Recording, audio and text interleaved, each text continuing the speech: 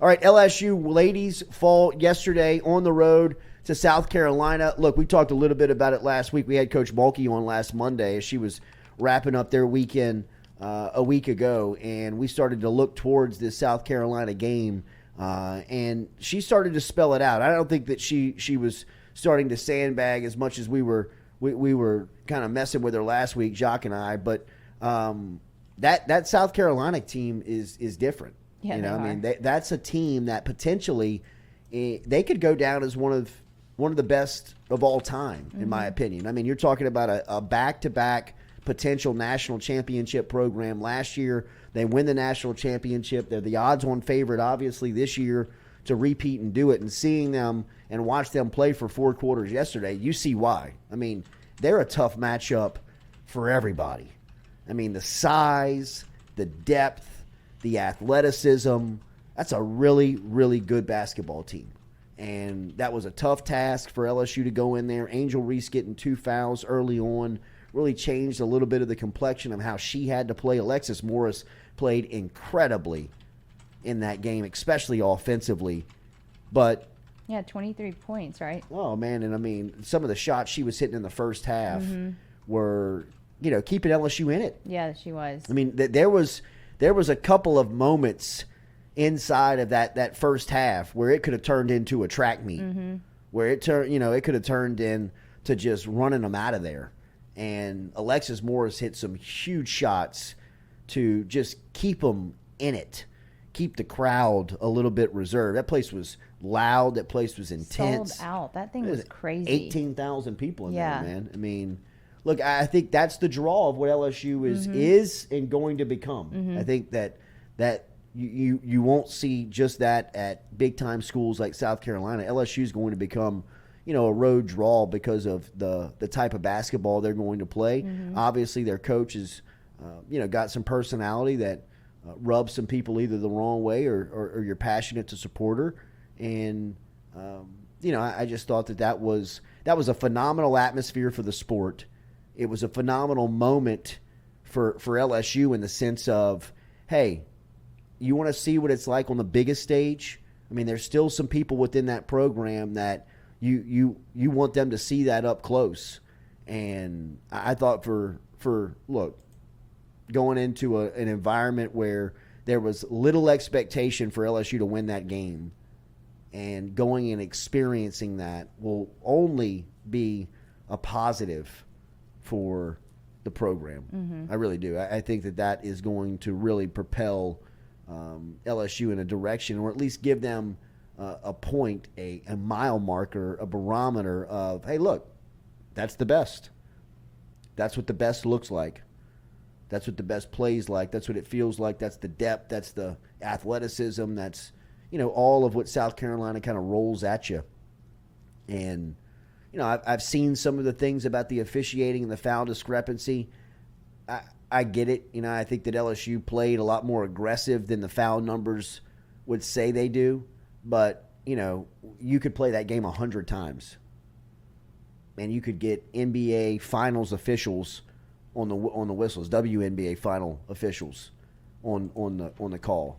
And it's, that's probably going to be the outcome.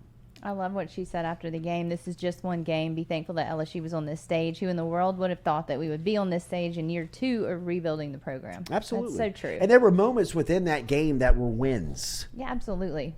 I think there are moments and stretches inside of that game where, that they will break down as a staff, as a team, and, they will say, hey, look, this is really positive.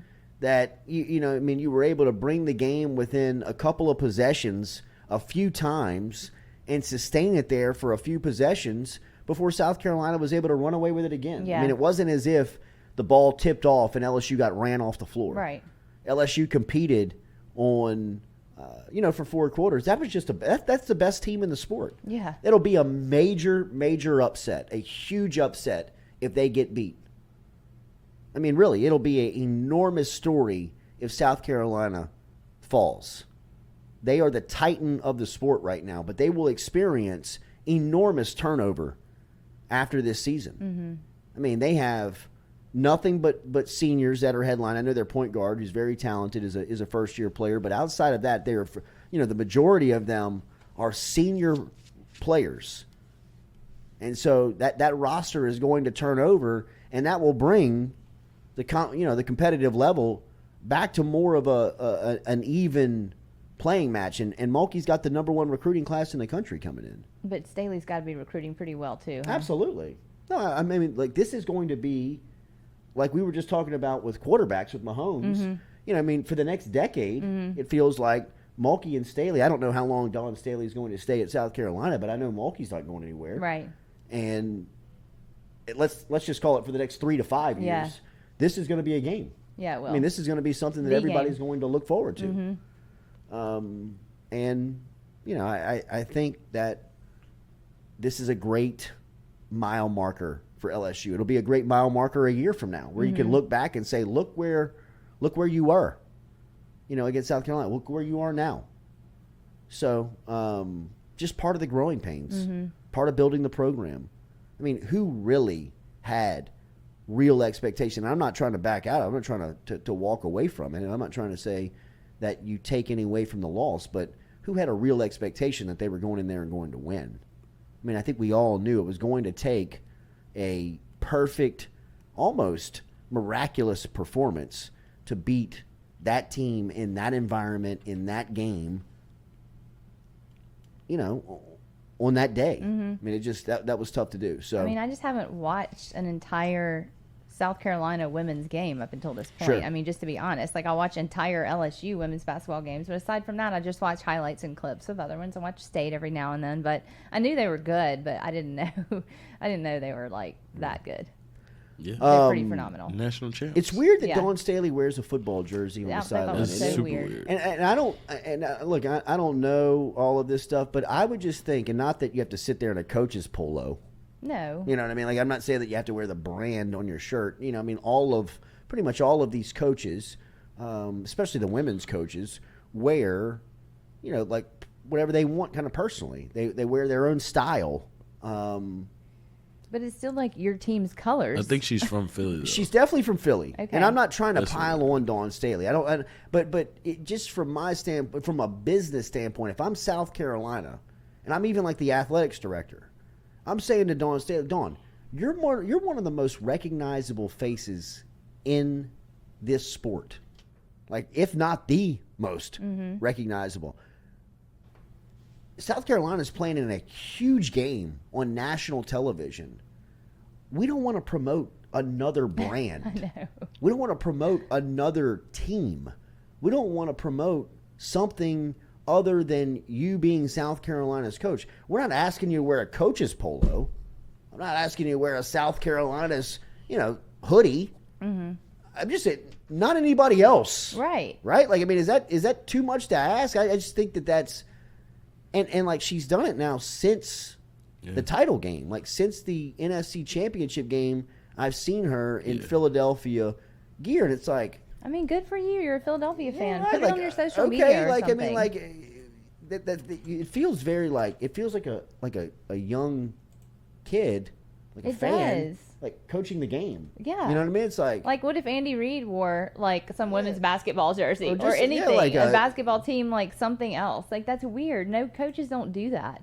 it's just it is. It's strange. It's and I mean, really strange. I understand that you're from Philadelphia and that you love the Eagles, Right. and that you want the Eagles to win the Super Bowl. Well, maybe wear a little pin or something. But wearing the jersey to your job yeah. seems a little overboard. Right. I mean, it seems a little. And I get that all coaches have egos. All coaches love the spotlight. All coaches have a little bit of, look at me. But this feels like over the top, look at me.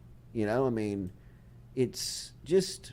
It was weird. It's a lot. Just kind of support your own team at that big of a game on that big of a stage. It just seems like she would have worn South Carolina gear. And look, I'm not saying that she has to wear No. South Carolina gear. But something in the colors. But she would just be like expected, like, look, this is a huge spot for the program. Like, this is a huge spot for the brand. Yeah.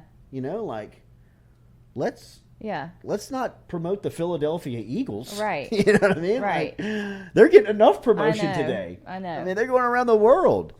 I Speaking get it. around the Everyone doesn't world. feel like this. Just our opinion. Yeah, right. I mean, it's just You and I both said it when we got in here this weird. morning. We were like, that was weird. It's just strange. Just our opinion, everyone.